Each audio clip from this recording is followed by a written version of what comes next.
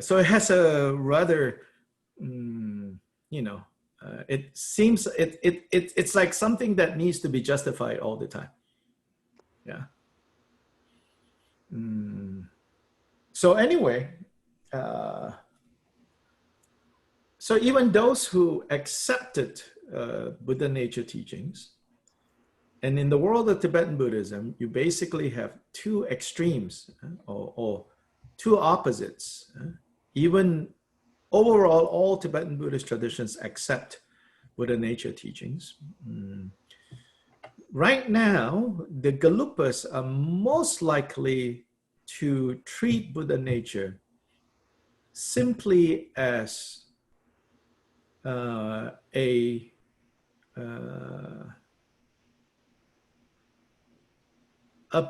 an affirmative way of talking about the potentiality or the possibility of being freed from suffering.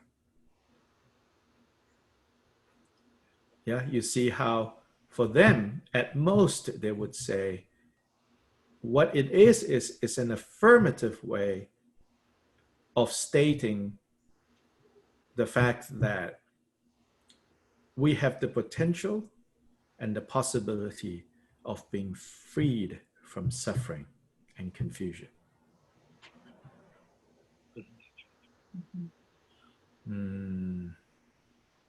So for them, it's just simply words that the Buddha and expressions and words and skillful use of language that the Buddha used to, I guess you could say, calm down those who got freaked out by the teachings on emptiness, which, by the way, is the final truth.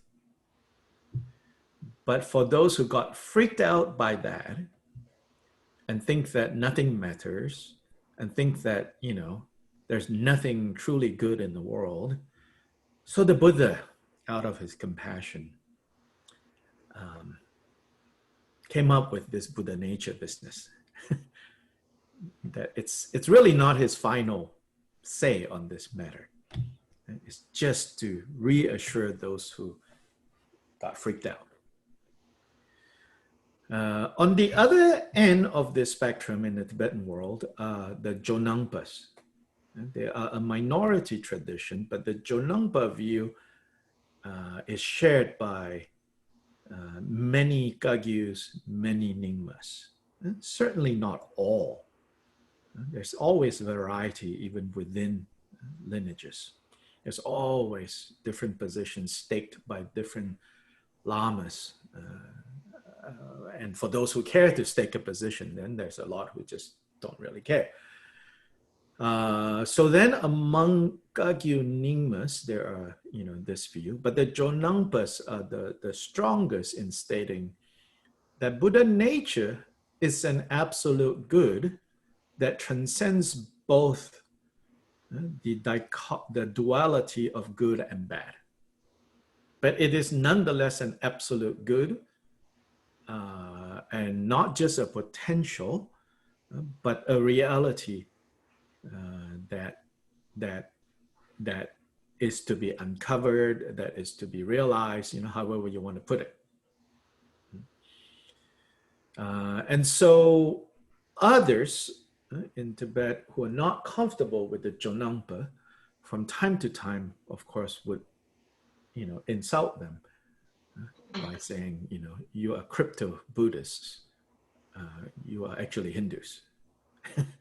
Even if you dress like a Buddhist and talk like a Buddhist and chant like a Buddhist, but your view is an essentialist, right? Eternalist view. Of course, Rechungpas will say to those who object so strongly that you guys are nihilists, where you are stuck on emptiness. Now, coming back to what I wanted to say earlier,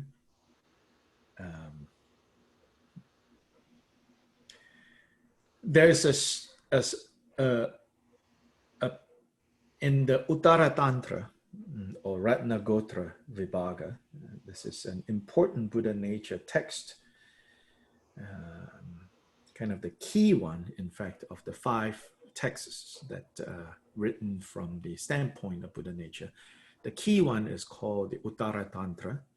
It's nothing to do with Tantra, actually. It's just Tantra here just simply means continuum. So Uttara Tantra means the peerless continuum. And that is a name for Buddha nature, the incomparable continuum, right? That it continues. So in the Uttara Tantra, it actually says that if we really look at it, it is in fact Buddha nature. From one perspective, you can say it's because our nature is Buddha. That is why, in a way, we suffer.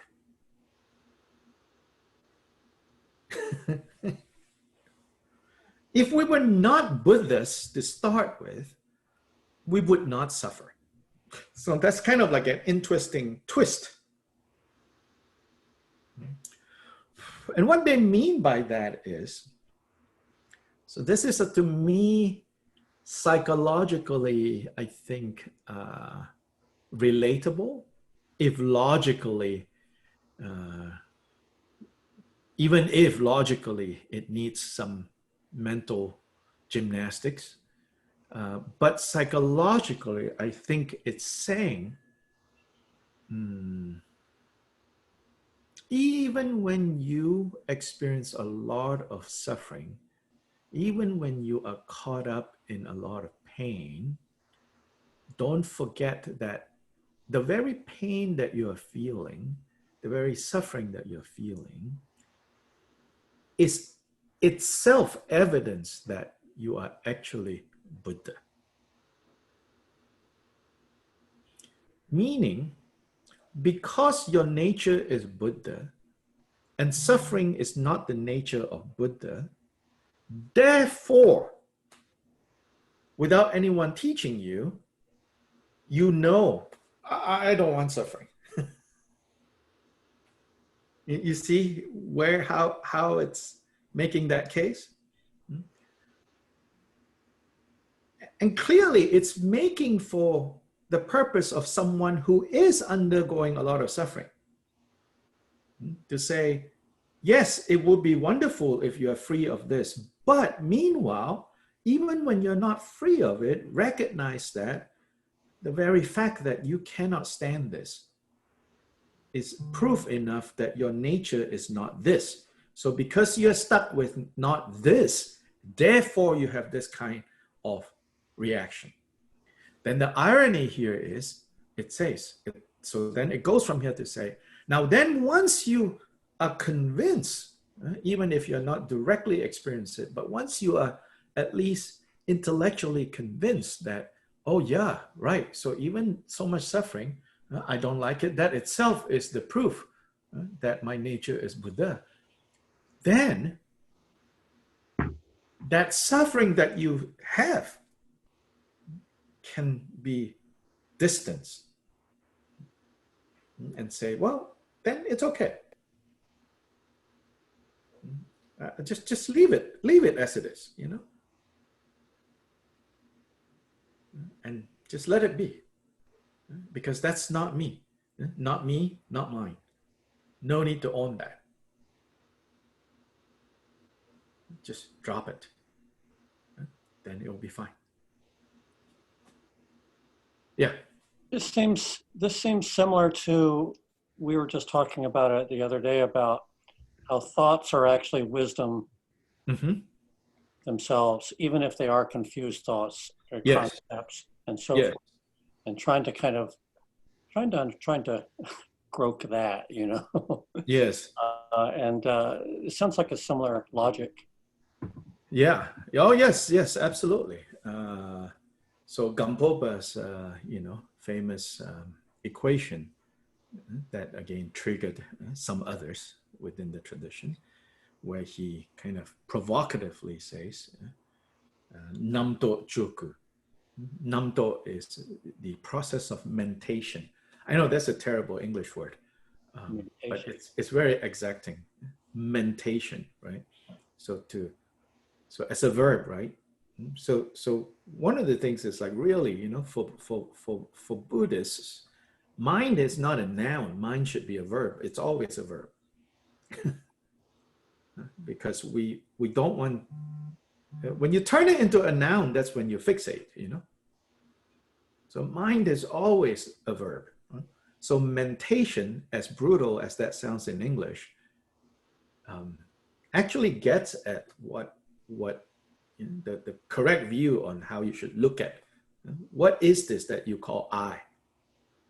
It's not a noun. It's a verb. It's a process. So the process of mentation is namto. That's the philosophical meaning. And as a footnote, namto in daily Tibetan conversations is the word they use for what we would use as superstition. So someone comes in and say, "Oh, I saw a black cat. Oh, I don't feel good." Then Tibetans will say, don't have so much namto. Come on.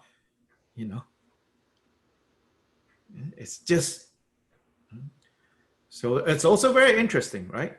So that this process of mentation, in a way, then you can say it's actually superstition. It's silly. It's just playing on your misassociating what you see and what's going on. Superstition. Reading all the wrong connections and making all the wrong connections and reading, and coming up with all the wrong conclusions. This person don't like me, this person like me, and all that is namto. All that is mentation, all that is superstition. So actually, that's pretty good, like other people's opinions of us, our opinions of us, it's all superstition.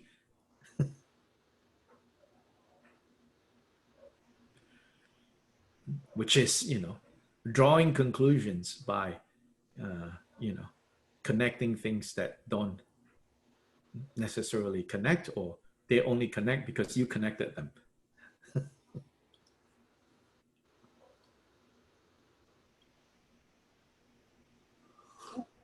I like to call that. Yeah, say that again. Sorry. Think of that as storytelling. The stories that stories that we tell ourselves, stories that we tell others, until we can't keep straight, what story we're telling who. But we just know that there is some sort of story. And then we're so committed to, walking around with those stories.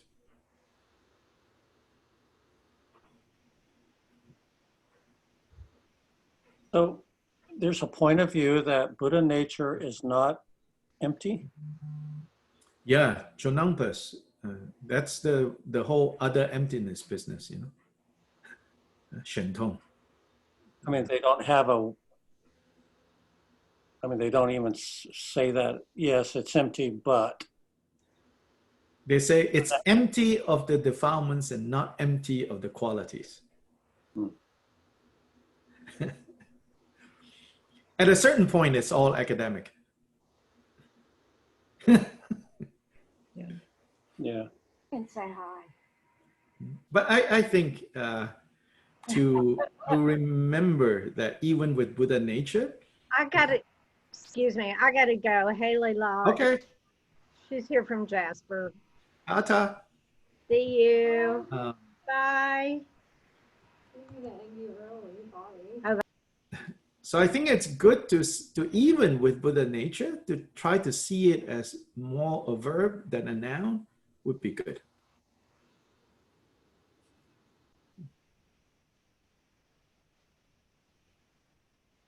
Oh, you were talking about Buddha nature as a verb. I thought you were talking Both. mentation or thinking. Both. Oh, okay. Okay. Yeah, even Buddha nature, it's better to look at it as a verb rather than a noun. Buddhifying, Buddhaing. And would it be correct to say, or in the ballparks to say, that as a verb, it's an experience? It's an experience for sure. It's also dynamic. It's momentary. It arises and ceases from moment to moment. So the way I would formulate Buddha nature, I mean, everyone thinks, because the Buddha talked about the middle way. So everyone, the Jonangpa say, we are middle way. The Gelugpa say, we are middle way, So myself, I would say, well, I found the middle ground. Everyone as a Buddhist want to be, we follow the middle way. Mhm. But my middle way for this issue would be, you can say Buddha nature is empty. You can say Buddha nature is not empty. That's fine, as long as let's try to. So in contemporary idiom, because I don't think in the old texts they have this way of dealing with the grammar. So in contemporary idiom, we could say, like God is a verb. There's a famous book that a rabbi wrote.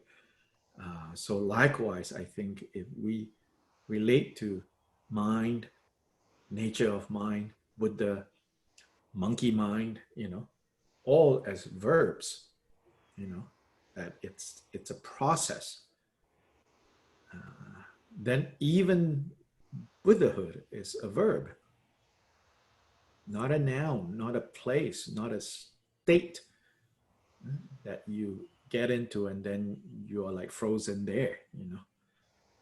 Although for sure there are sometimes, language in Buddhist text that speaks of, Buddhahood as if it was some sort of,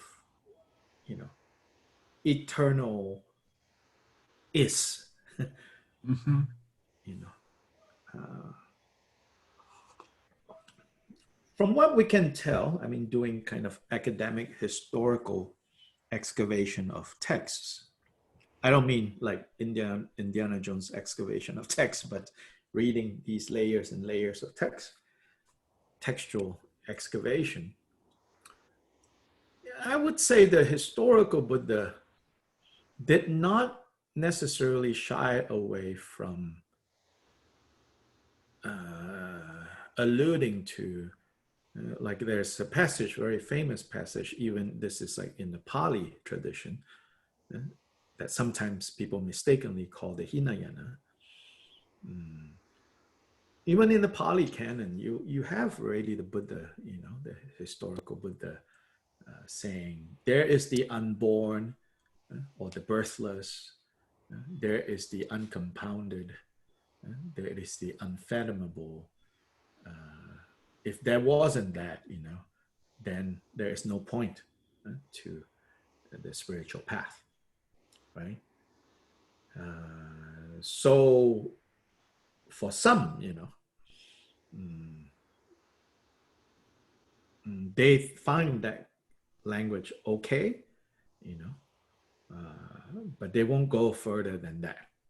And to say more than that is to get caught up in a conceptual version of this reality.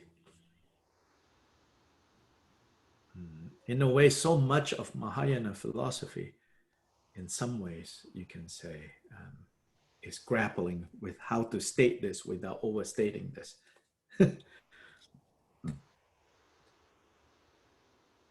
Yeah, but for me, I think, that expression, God is a verb, works pretty well too for Buddha nature. It's a verb. One of my teachers who, like graduate school teachers, very learned, in Dzogchen texts and all of that. I mean, experience, I mean, who knows?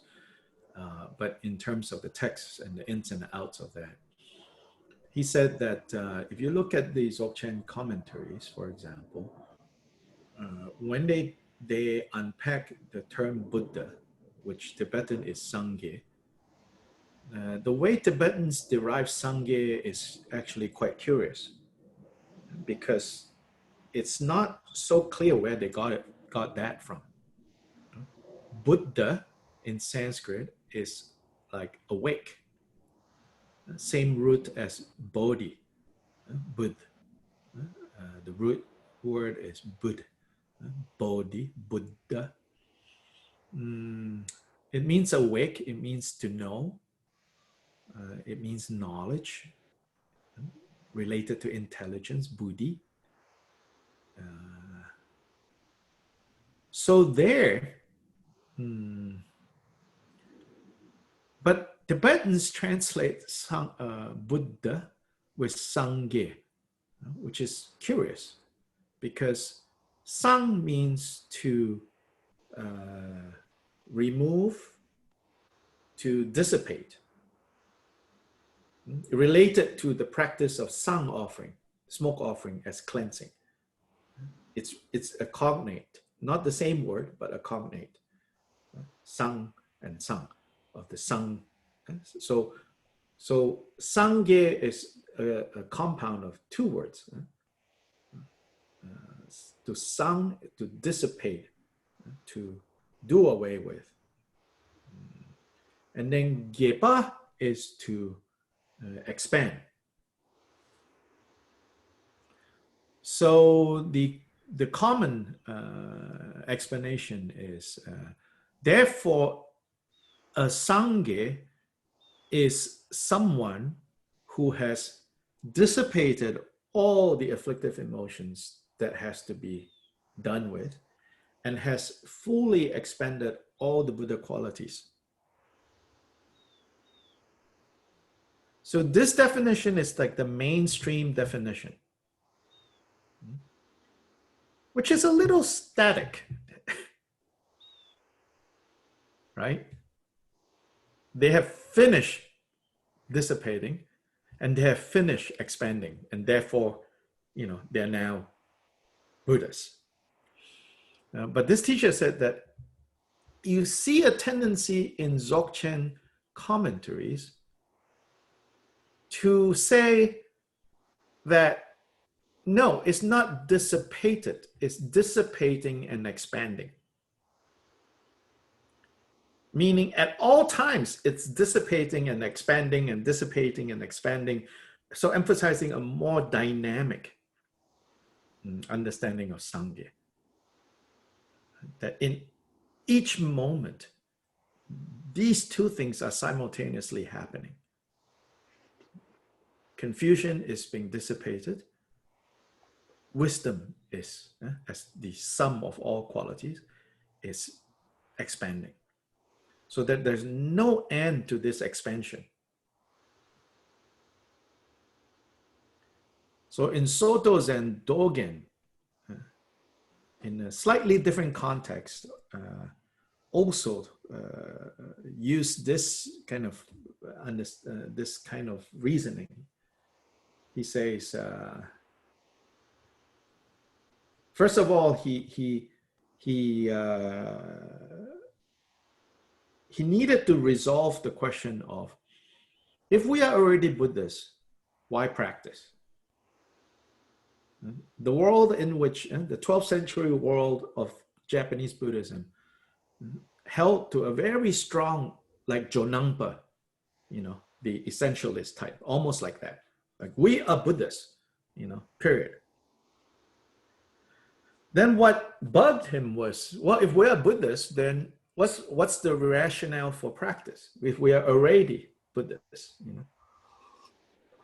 So then he said he really had that question that he needed to resolve. And it was resolved when he met his main teacher in China, that basically said to him, the inferior way of understanding the relationship between practice and result is cause and effect. the true and superior understanding of the relationship between practice and result is practice is an expression of the result.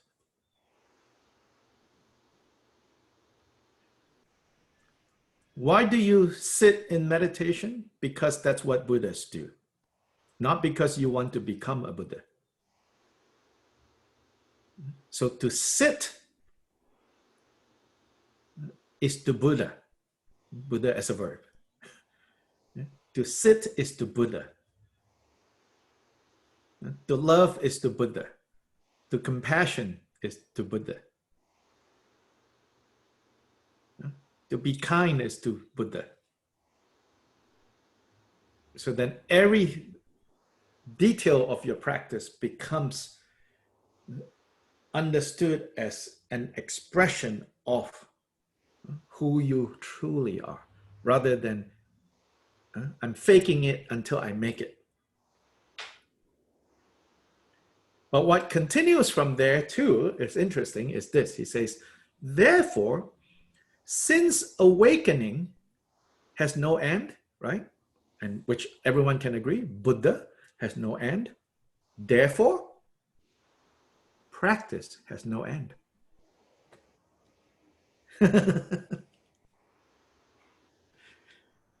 You cannot say, you know, oh, when I'm enlightened, I know I don't need to meditate anymore. This is so, what a chore, you know. You say wrong, you know, if you think that, you know, you're far from, you know, being awakened. Right? Say, so that, you know, yeah. Now, did Milarepa, was he continuing or did he achieve? Oh, I think he continues. Nowhere do you have a sense that he, you know, that he stops. Yeah. Although, again, in the mainstream Tibetan Buddhist world, if you ask any Lama, you know, even educated ones, they will say, oh, no, no, no, no, no. Once you achieve Buddha, you don't need to practice anymore. They will tell you that. They'll say that. But I think they've not really thought through, you know. You're like, wait, you know. Yeah. Buddha continued to enter states of samadhi, you know, in so many texts. Like the Heart Sutra, you know, he entered into a state of samadhi known as enumerations of the dharmas. And then, you know, this whole teaching unfolded, you know, so Buddha is constantly meditating, you know. What do you mean they don't practice anymore?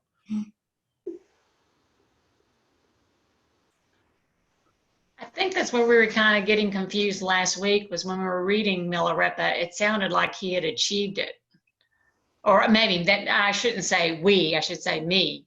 He did it, and then he, you know, then, you continue. Know, yeah, like now that you have, it's sort of like saying, you know, you have achieved being the best pianist in the world, you know. It's like, okay, now sell the piano. No, you play to your heart's delight. Yeah. Yeah. Yeah. You know? Because that is you now, you know. Yeah. But and I think that also, you know, the pianist has to maintain the proficiency. Mm-hmm. Well, in this sense, they will not ascribe that to Buddha. So that's where the comparison maybe, you know, it's not an issue of maintaining the proficiency. If it is, then they say it's not Buddha yet. So the way to get around that. So again, this is in the realm of, you know, getting your logic all hang together, right? So the way to get around that, they will never say, you know, if the Buddha doesn't continue, the proficiency will go away. Then they're like, then not Buddha, right? But then clearly you can see, right, you know, whether it's the Buddha's life story or Milarepa's life story, right? They continue to meditate. So then the way you would, again, using language, using logic to try to explain that is to say, but they're doing it in a way that is very different from us doing it. Us doing it is like, you know, for them, you know, it's truly expressing who they are. What are Buddhas? Buddhas are beings who meditate. What are Buddhas? Buddhas are beings that love. Well, the Buddhas are beings that, you know, have patience, etc., etc. Yes. Yeah. When you said that, it made me think, yeah, we meditate because we're trying to achieve something, where like then you said they meditate because that's the expression of who they are. So I Yes. just had that thought. Yeah. Trying to achieve versus just Right. it's just Being who they are. Yeah. just being. Uh-huh. So on this end of confusion, we want to become. For them, it's being. Becoming and being. I think Nick had something to say. Yeah, hi. We were reading all about the Bhumis. Just, I don't know if that's the Mahayana area. Theravada, Burma. What's that? Theravada, Burma. Yeah, and it was described that they're like permanent states, or that is you don't go back.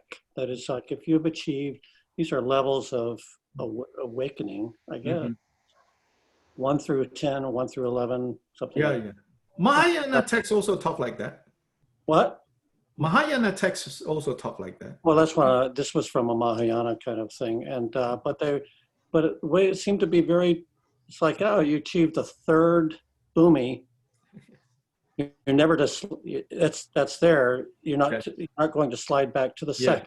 Yes. You know, it's not like, oh, I'm out of practice. I'm going to, or there's still some traces of karmic, Yes. you know, Oh, yeah. patience. Oh, yeah. But that's not going to ruin your day or ruin your ranking. Yes, yes. Take your badge off of you for that. So is there anything we can, it's like, so these levels of awakening, you don't backslide either? Yeah, yeah. Okay. There's a great emphasis on reaching the level of not backsliding. I think there were tremendous anxieties about not backsliding. Mm. So various places in various Buddhist traditions would talk about not backsliding. So in the traditions that emphasize the example of the Shravaka hearer achieving arhat result, then they say it's the stream entered that is no longer backsliding. So within this lifetime, at the very least, you want to be a stream entrant. Then you no longer backslide. Yeah. So that's among Theravada lands, you know, I think it's that. Then among those who follow Mahayana, they will say, at least need to get to the first bhumi. Because once you're on the bodhisattva level or bhumi, called joyful, which is the first one, then there's no longer backsliding. Yeah. Then when the notion of Pure Land and Amitabha practice kind of gain currency, one of the qualities of his Pure Land is in fact the quality of not backsliding. So that if you don't get to the first bhumi in this life, at least you want to gain entrance to his Pure Land, because that's another way to be irreversible. So this notion of irreversibility was a very powerful concept. That at the very least, you want that assurance. It sounds like it's almost comparable to learning to read, because once you can read, you can't not know how to read ever again. Right. Like the bicycle, right? Right? But you're not spending the rest of your life perfecting your capacity to read. That's just something that you have. Yes, right. So there was a lot of anxieties of that sort, you can tell. Again, doing a more historical study of the developments of Buddhist traditions and Buddhist practices. This notion of achieving irreversibility was a very important one. Was that currency for rebirth, you know, Hmm? in the business of rebirth, if you achieve a certain point, Oh then yeah, yeah, of course. Yeah, you're of not course. going to be in an Yeah, animal. yeah, of course. Yeah. And rebirth has always been like already an assumption of the way things are. Yeah. Yeah. And so, yes, absolutely, this idea is against the background of no one's going, maybe it's just metaphorical, you know, people are like, no, like you're going to go somewhere after this life, you know, and then somewhere else, and then somewhere else, and then somewhere else.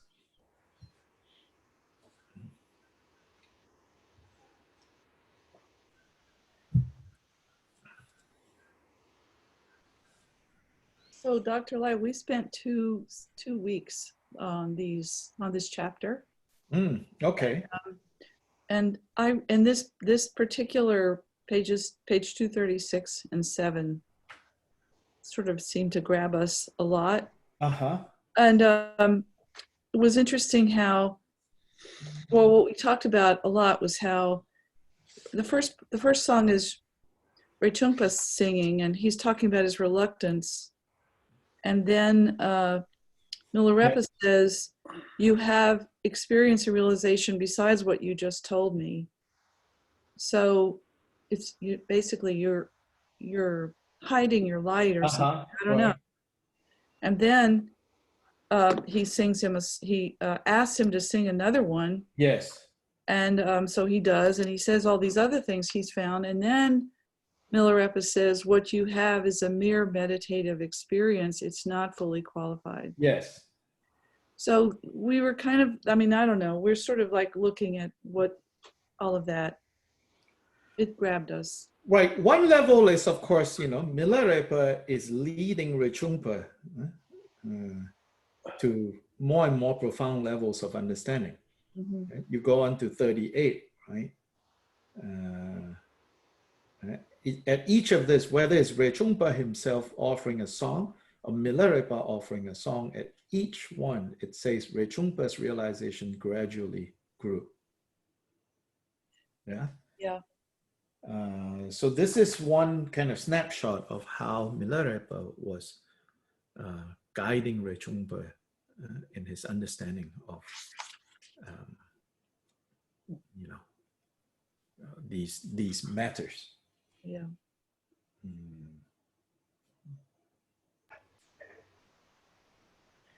So what you see on Rechungpa's end is a very honest reluctance or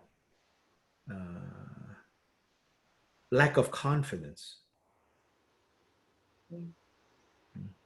So there is like superficial confidence, which we tend to have, you know, from time to time, and think, oh, we know the Dharma, you know.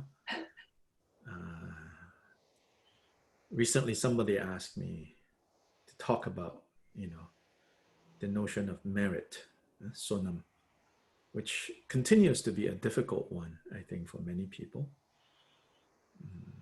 So now I've reached a conclusion. This is footnote, not the main point I want to make. My conclusion is this: to basically, the next time it comes up, and if I know I've already taught this a few times, is for me to just say, maybe a la Milarepa to some degree, which is just to say, no, there's nothing more for me to explain. You already heard all the words, but you just don't want to accept the explanation. So there is nothing else to say. And of course, that is not, you know, me trying to bully this person into believing, but I'm pointing at there is a different kind of block going on that is cannot be solved by me intellectually convincing you. Accumulating merit, and the word accumulating, of course, is troublesome. I think we associate accumulate with hoarding. I think, right? to accumulate. It's almost a sense of like, you don't need it. You're just accumulating. So in that sense, then it's a bad translation, you know. Anyway, this person, main point, you know, he said merit, you know, having a hard time. Oh, wait, I lost my train of thought with that. Why was this example? What was the question? I think you were explaining how people, the interaction, people not having confidence in what they know, what they've been told. And Yes. Yeah. Yeah. So this you know, this recent exchange, you know, it's like, no, you already know it, you know. And so in that matter of merit or sonam, also I think it is a very experience-based, body-based concept. Yeah, it's very experience-based. It's very body-based. It's very communally based. The more you are in an environment where you see people engaging in acts of, you know, merit, the more you will get what that's talking about. And so to get confidence in these points, there's a limit to kind of the cognitively getting something. And there's a limit to that, you know. It has to be something more physically experienced, I think, that will unlock certain other levels of kind of getting it.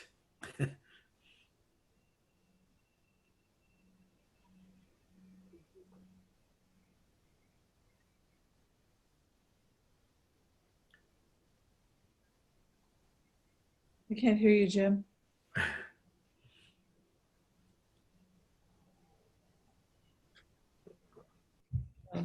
Sign language. Type it in the chat. Can't hear. Oops. Try again. Turn it up or something? No.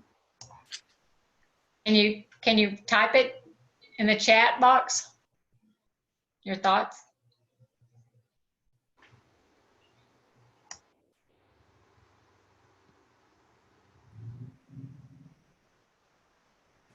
Now can you hear? Yes, we can. Very good. Okay, great. Somehow it switched my mic. Now let me see if I can get back where I was. It's like I read these things, I hear lectures, and it's in my mind, all of this stuff is, you know, it was experienced, and it's all about people hundreds of years ago or people far beyond now. And to really take in, oh, you know, this truth is what I'm experiencing right now. It's the mundaneness of, and to really accept that in the moment awareness is the beginning of what is true for me. Is something I'm having to continually, I don't know, respect. Right. You know, as small as it is, Yeah. that's what I have.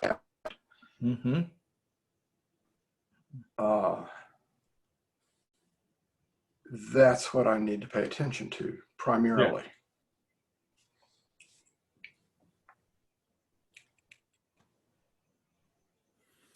A lot of times it's no longer, you know, again, like accumulating more. And now I'm not hearing anything. Okay. Go back to preferences. We can hear you. Okay, good. Now I can. Yeah, Okay. Okay, good. A lot of times, again, it's not that we need to, get more information. We already have a lot of information, so it's something else. It's a more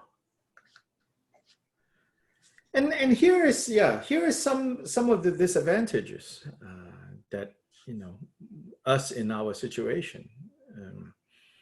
We don't have the support of a a generally Buddhist culture. We also don't have the support of a generally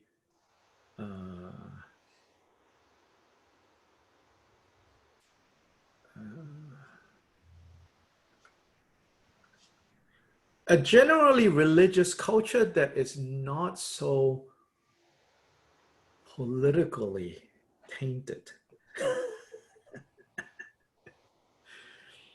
If we can have all the churches, right? I'm speaking in a very biased way, as they are, but without that political stuff, then I think we can still be supported by the spirituality and the religiosity that surrounds you in Arkansas, me in North Carolina. And I can still do that when I do my best to put aside the politics as I see people going into church, coming out of church, laughing, gathering, smiling at each other. If I can put aside what I also know or suspect, about how these folks will vote, then it can be so helpful. But unfortunately, because I'm thinking like in Asia, it's in Malaysia, Buddhism is not the main religion. It's very visible, but Hindu religiosity and Muslim religiosity. Again, the Muslim one in Malaysia is getting more political. But otherwise, all these different forms of religiosity, which is pervasive in that culture, I found it to be, like supportive of what I'm doing, even if it is a different religion. Kind of, you can derive inspiration from there. But that's the other advantage, I think, that we are experiencing. That first of all, that we are Buddhist or Buddhish, already kind of makes it a little more of a challenge. And then on top of that, the way that religiosity is now tied, or at least the overt religiosity is so much tied with political stuff that we cannot even, rejoice in, other people's religiosity without being triggered.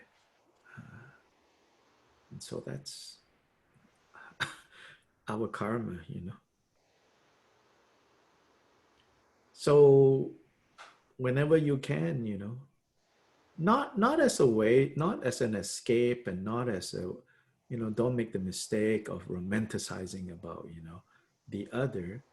But I always say, whenever you can, find a way to get over there, and don't be judgmental when you get over there. Whatever ideas you think, Dharma practice is, put aside all of this and go in and just, suck up all the juicy stuff, suck up all the heart that you can over there.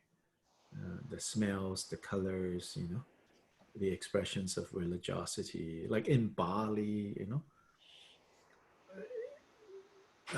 you see these people doing things that, there's a part that you go, do they know what they're doing? Actually, they don't really care if they know what they're doing. It doesn't really matter.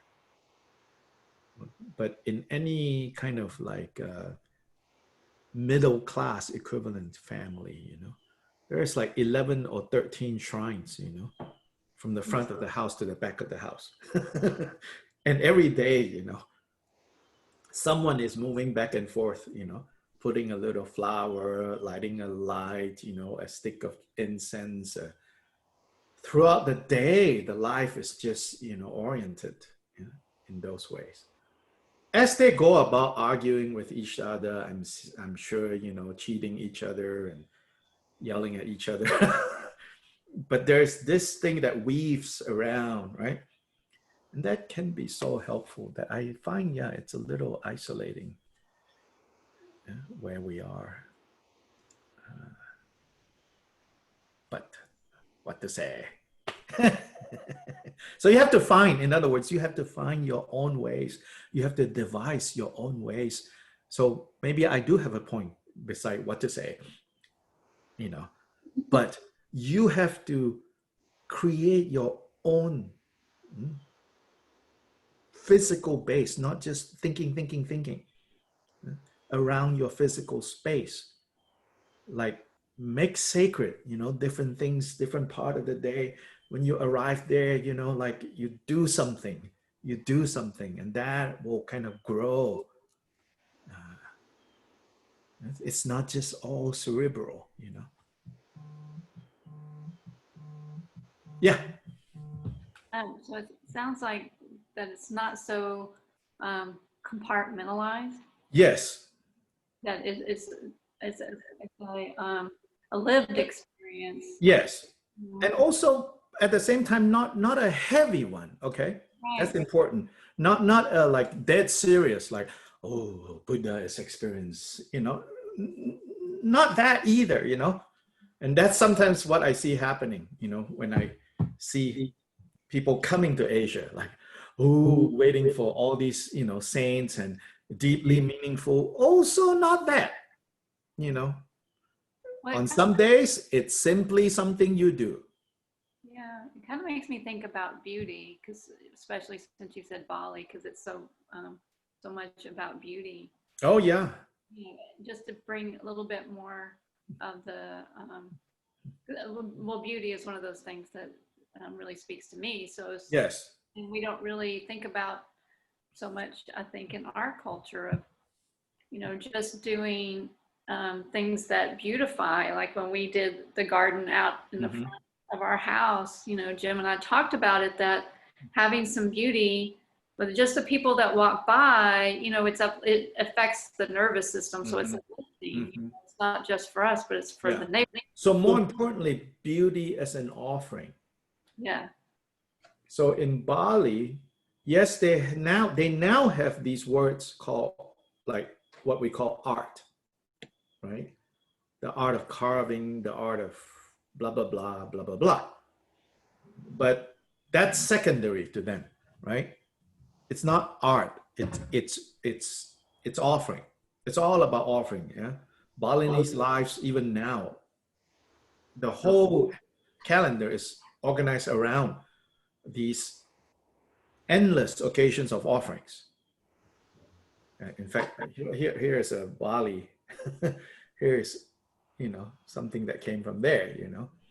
Now, of course, now it's no longer actually lacquered and carved. This is an imitation piece. I can't afford the actual carved ones, but still, lives are organized around, and it's slipping away, unfortunately. As people become more and more smart, too smart for their own good, that this is disappearing. And so the art is secondary to the primary point of offering, and then offering that which is beautiful. Like there's no word, like tankas, we call it art, right? Tibetans don't call it art.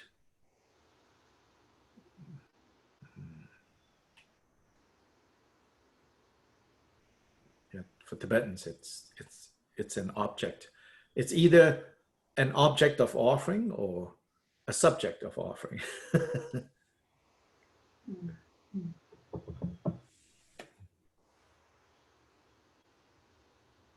So we have to find ways. I mean, not mimicking, but authenticating that kind of experience. So, be it a garden, different things, like that is physically based, not so much this up in the head.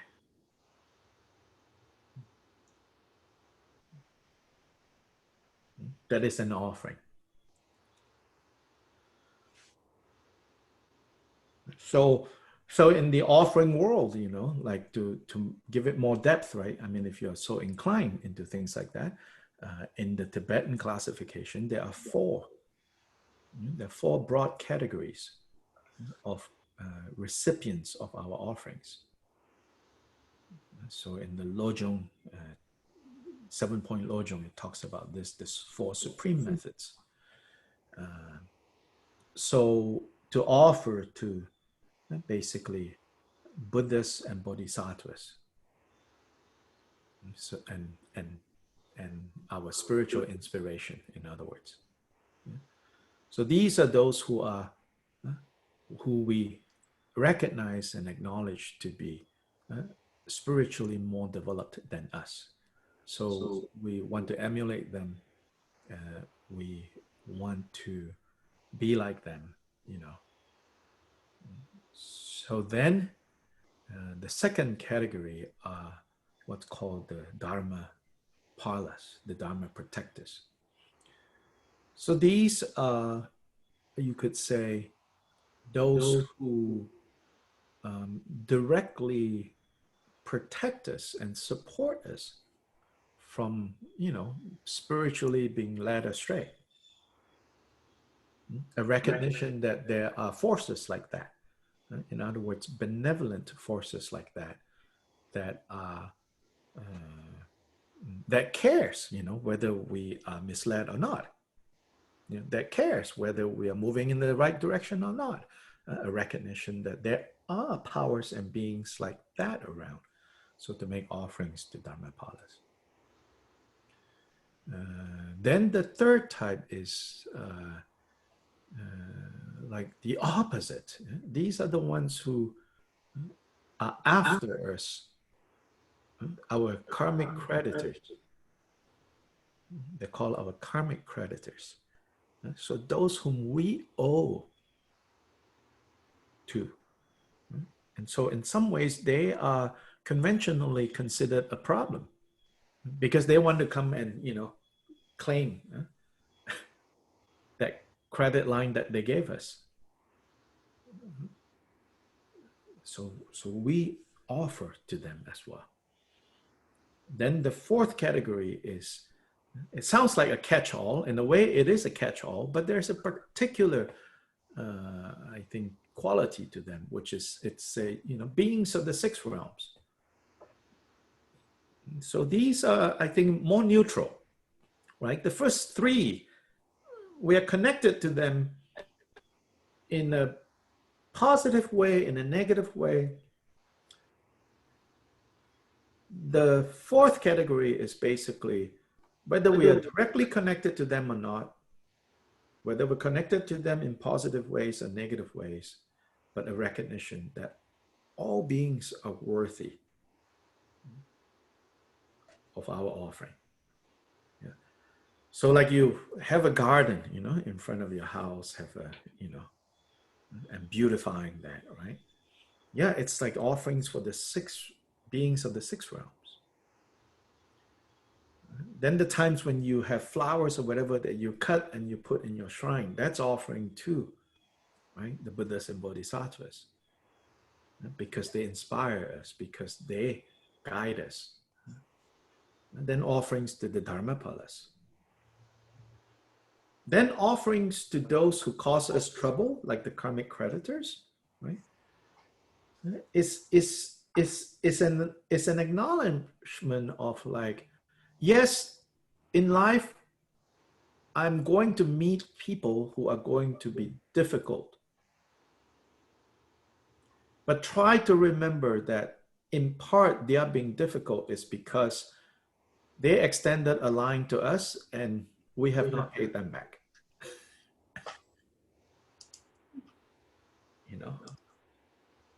And so now that's why they're difficult to us. That's why now they're obstructing us. That's why now, you know, they can't stand that we're doing well. Then, you know, when we have that thought, you know, oh, okay, yeah, sure, you know, I guess it's only right, you know, that you're obstructing me now. So I'm going to make an offering, you know.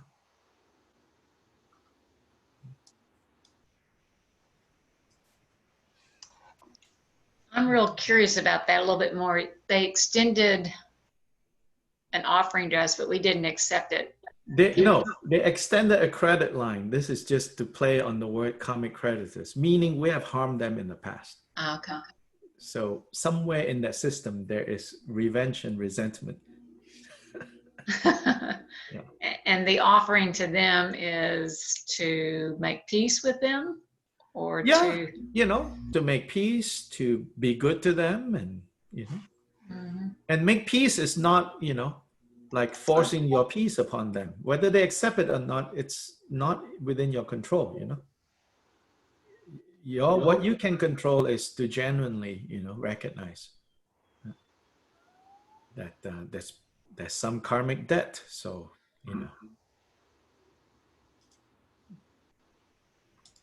then if we don't recognize that, then we say, you know, I'm innocent, I don't deserve this, they are evil, they're just pure evil. Well, then it's like, so how helpful is that? Before how true is that, is how helpful is that? This might be some of the differences between the Buddha Dharma and other spiritual traditions. Is how helpful is that? As opposed to how true is that? Of course, in the end, you know, Buddhists will say, how helpful with that and how true is that is the same thing.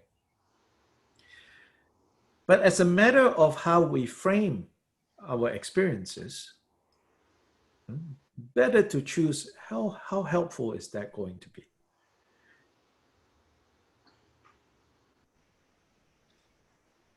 it's because of the way we kind of grab onto truth, you know. Yeah. There's a good feeling of like, I have the truth. Yeah. Whereas the rest of you idiots don't have, you know. Yeah. It's hard not to feel like that, right? With the politics and all of that going on as well, you know. Like, yeah. you know, I don't know all your politics, but I can guess we probably feel the same way towards the same group of people. I have the truth, you're all idiots. Not just idiots, at this point, you're all evil. Huh? Yeah. Yeah. And I'm not saying, you know, like equanimity means, you know, you don't vote, you vote, you know, but at the same time, like it's so easy to get completely overwhelmed and think, you know, these are just bad people, you know. These are people that are very triggered, just as we are triggered. Can we at least recognize that? Everyone is triggered. Like, time out, you know. But no, time out is a hoax. So now I'm being political, you know. Even the timeout is, you know, called a hoax. It's like, so here we are, we're all triggered, you know.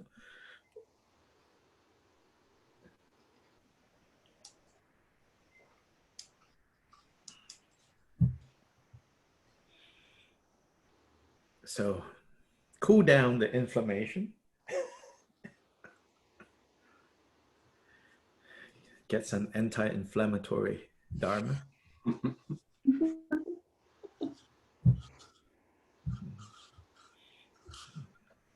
A little bit of turmeric in your daily intake and a little bit of dharma will help cool down some of the inflammation, outer, inner, secret inflammations.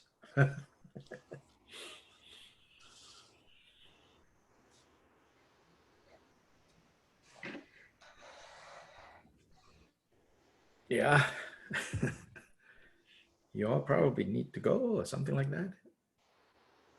It is time. Yes. Although I don't really want to, but it's I time. don't either. The tail end's been very helpful. Yeah, thank you very much.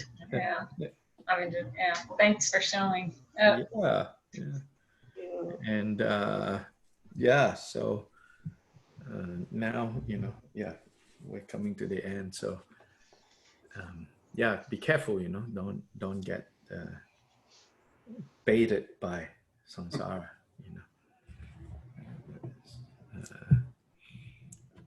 I mean, Zhongsha Khyentse Rinpoche, it's a little kind of sometimes too cheeky, I think, but fundamentally, it's really, yeah, insightful teacher. And my friends who know him, not just as a far, far away figure, will say he's a real decent human being. This is like, to me, this is way better than people who tell me things like, oh, he's a Buddha. It's like, I don't know what that means. People who know him for a long time, they say he's a real decent human being. Sometimes he says things to trigger people. But he said, one of the things that might be triggering for some of us, and he's like, it's like, in 50 years, it doesn't matter, democracy, who cares? I cannot say this to a random audience, but you should understand, this point. It's not saying that, Putin style is better. He's not saying that, but he is speaking the Dharma when he says, in 50 years, whatever perfect political system you think you have, that's pointless. Of course, he's also reading, I think, what's his name, that Israeli public intellectual now. He wrote the book Sapien. Oh, yeah. Yeah. Yuri, something like that. Yeah. Mm-hmm. Yeah. Anyway, he's now one of these, like, really trendy thinkers. He wrote this book called Sapiens. He's also a long time Goenka Vipassana student. Wow. Yeah. So his background is that. Mm-hmm. But he's saying, we almost don't have a choice now. These algorithms are going to be running the show. And so just know that this is what's going on now. So, so Zhongsha Khyentse is sort of, hearing this from that side. And he said, guess what? In 50 years, what you think is so important, probably is irrelevant. But every point of history, we think this is the most important, really. For every people who have lived, their time is the most important time. So let's remember that. Then, which means also says, actually, nothing is too terrible. Just take care of yourself, take care of the people around you, your neighborhood, you can realistically take care of. Right. Yeah, so do that. Yeah. All right. Thank you so much. Thank you. Thank you, Dr. Lai. Yeah.